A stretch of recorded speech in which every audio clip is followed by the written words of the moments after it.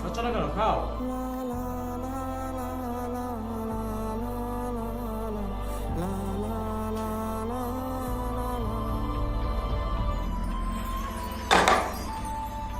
আবির, আবির,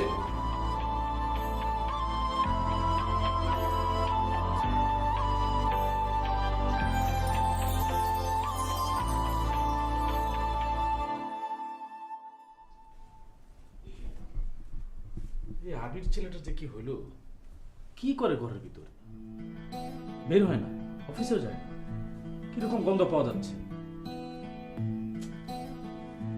কি যে আজে বাজে জিনিস খায়, অফিসেও যায় না।